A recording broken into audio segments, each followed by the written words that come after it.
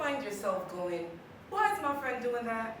Why is my boyfriend doing? Girl, you know I don't like that. Stop that. No, I've told you over and over again. Why are you doing that? Should I keep hanging out with so and so? That means they are not respecting your wishes and you are not setting your boundaries clear.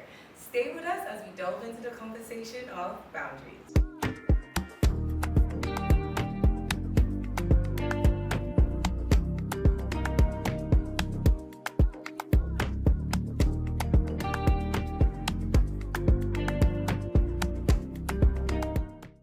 Welcome to the Better You podcast. It's your girl Yazzi, and I'm so excited that you're here with me. If you're new, make sure to comment, subscribe, rate, do all of that because it really helps us out. And if you're back, thank you for staying tuned. Remember to drop any topics you want us to discuss or any questions right below. Today we're talking about boundaries, and I'm doing it with a very special friend of mine. She's so dear to me. I don't think she knows. Like every time I see her, she ignites energy in me. Wow. She brings fire in me. More. She inspires me. More. She's beautiful. She's intelligent. She's talented. Listen, she is a jack of all trades in so many different ways. And I really want to hear her here on this podcast because I want her to share her beautiful jewels and gems that she knows with not just myself, but with all of you out there. Yeah? What's up? Yes, did you make me shy? How did I make you shy? That was an incredible introduction. I wish I had that as my ringtone. So I could just we'll cut it for you.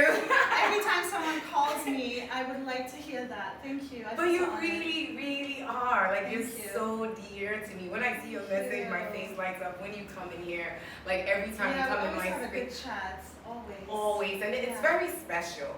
Yeah. Extremely special. Look, Ya is a creative. She does music. You know what? Tell them about yourself. Okay, so I go by the name of Yakoto, and I'm a singer-songwriter, composer.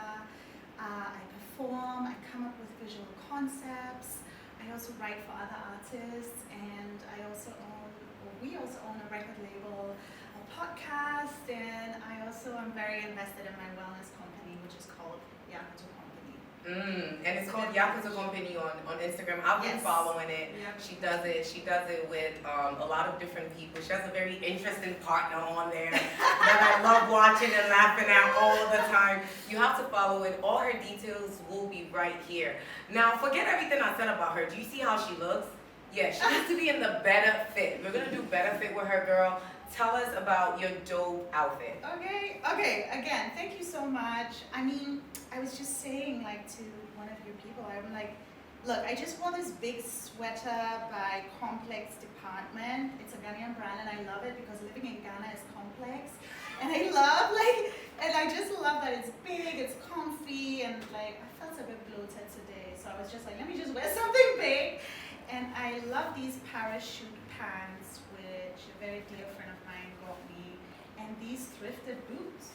I think the boots are my favorite because I love boots and pink. They're thrifted. So I found them in some thrift store in London, and yeah, I just love them. They are cute. I definitely think that today she has the better fit. Like this is a dope fit.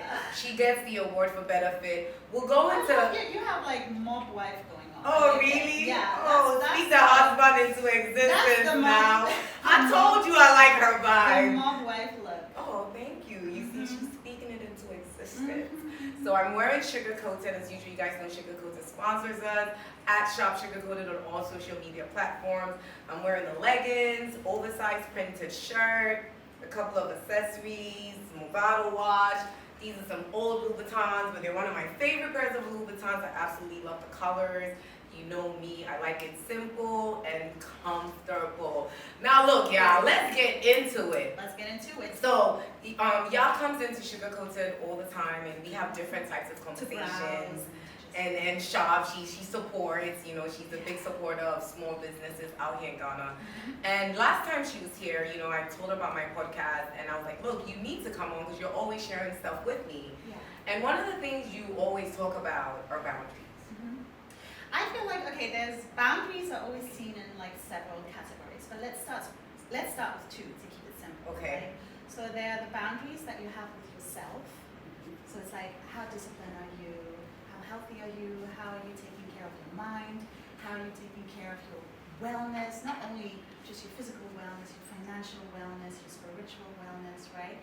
So that's one boundary. How do you talk to yourself? How do you make yourself feel, right? And then you have the boundaries that affect other people. When other people come into your space, how good are you with your limitations and setting, first of all, reasonable and healthy boundaries. I'm not an advocate for like going through the world, running through the world, screaming, no, no, no, don't talk to me, it's none of your business. I also think that's quite toxic, but to have like a nice, let's say, healthy way of telling people no. Look, I thought I was the queen of boundaries. She just broke it down in a completely different perspective for me. Now, what would you say, what are boundaries? Yeah, so boundaries, I feel like, are certain impulses we feel and then translate into action, right? So as I explained earlier, the boundaries we have with ourselves, we might feel a bit tired and sluggish and unhealthy. What do? We create boundaries. We start eating healthier, we work out a bit, we get more sleep, right? We take care of our skin. And I love that the skin is symbolic for boundaries because it separates us from the outside world. And I always say, you can tell by a person's skin whether they have good boundaries or not. Because the skin, I feel, reflects the soul, right? And stress shows on our skin and everything. And then we have the boundaries with other people. These are the boundaries. How can I say no to someone? How can I say yes to someone? Everything that interacts with your outside world, right? Do I want to be part of this function or event or not? You know, feeling. So I'm always like, boundaries are also very much connected to your emotions. Now, I'll tell you a quick story. So, you know, we grew up in America, but my brother T, that you know, like moved back to Ghana earlier on. So when I finally joined T, or started coming to Ghana for the first time, like in 2014, he kept saying, you don't have any boundaries. And he would always say, no, no. And I used to think, T, why are you being so mean to me? And like, I did not get it. And fast forward now, I've been coming to Ghana more, like 10 years on and off. And now I'm like, oh, I get it. I understand. And now I realize that at that time, I did not have any boundaries. Women or girls are raised with less boundaries than men. Why do you think that is? Society. It's how we perceive women. We perceive women as givers, as nurturing, as caring. Especially here in Ghana, we see them as people who take care of the household. Not in every household, but we have to generalize in order to get to a point, right? And women are supposed to be forgiving, right? So there's like, and they are maternal, so even if you don't have children, this is like kind of expected of you. And men are way more encouraged than little boys. If you can see, if you go to a playground right now or kindergarten, you see them doing rough play and experimenting, exploring with their voice, you know, even like with girls. I remember growing up in Ghana and it would be like, oh, don't talk too much. Or like if I would be sitting freely and relaxed as a little girl, like I was just like 5 or 6 and say, hey, close your legs. Like there was nothing sexual about me sitting down, but you see, we implement and impose these strong restrictions and boundaries like within society on women who cannot then, who grow up to be boundaryless. And invite everybody in, forgive everybody, say yes to everything, be very forgiving, be very patient. Well, girl, you sound like you're talking about me the past like years of my life. I think because we all go through it. And finally, I've put boundaries, and it feels so darn good. I always say the moment you understand the power of boundaries, your life begins.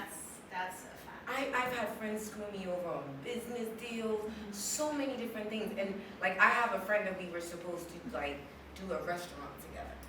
Next thing I know, this friend goes behind my back, does it with another friend. And this is after this friend had broken several other different boundaries, and I was still being the loving, nurturing, good friend. You know, and now the friend is like, oh yes, you're not gonna come and film your podcast there, or come, and I'm like, no. This friend does not speak to me again, and I just realized like, I'm not losing anything. I love your story because I feel like when girls say yes and trust people, it's also just this pure-hearted curiosity curiosity and the urge to be unified, you know. And a lot of people see that as a weakness, right? It's twisted. That's why the world is so screwed up, because we perceive kindness and people who are open-hearted as a weakness, right? Mm-hmm. But I love that. I love that you still did it, because I feel like that's the only way you can learn, and that's the only way you can establish your boundaries, and that's the only way people will learn about your boundaries, because no one can read your mind. I swear down that people run through this earth thinking that everything you give is normal to you. Do you see what I mean? Mm-hmm. They take it for granted because it looks easy when you do it. Yes. Yeah. Yes, you actually sound like this friend. Yeah. Like the type of Yeah. things that this particular Yeah. friend would say to me. So what would you say to someone that's watching right now Right. that maybe doesn't have boundaries, but doesn't realize that they need to set boundaries? Maybe they haven't gone to my stage yet. What do we say to that person? Self-worth. I feel like establish the boundaries with yourself. Be honest to yourself. Have some self-awareness. Am I taking care of myself? How do I carry myself when I walk into the room, right? Establish that presence. And then, if you feel secure in your skin, take it out. Take it out. Say no. Say yes. If you don't feel comfortable in this space, leave. If you feel like someone is overstepping, let's say someone says to you, "Oh, you're looking good today." That was not a good intention, the way I said it, right? Yeah. You can ask questions. That's how I counter such insults. A lot of the times, people want to be funny with you, and they kind of disguise it in a joke. Have you experienced that? They'll say something, and it comes out in a joke. And something that I always do is like, "What do you mean?" Like, and I just smile at them. And you really see that kind of like embarrassment in a lot of people. Like, "Oh, so what do you mean?" And they're like, "Oh girl, it was just a joke." And I'm like, "No, it wasn't. Okay. Tell me what you mean."